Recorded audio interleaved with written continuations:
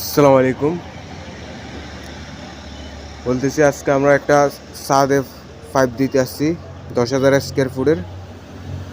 দেখতেছেন এটা অনেক বড়।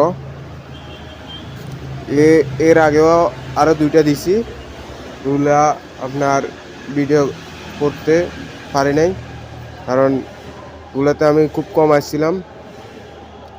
আজকে একটা দেখাচ্ছি আপনাদেরকে। এটা পুরোপুরি 10,200 স্কোয়ার ফুট,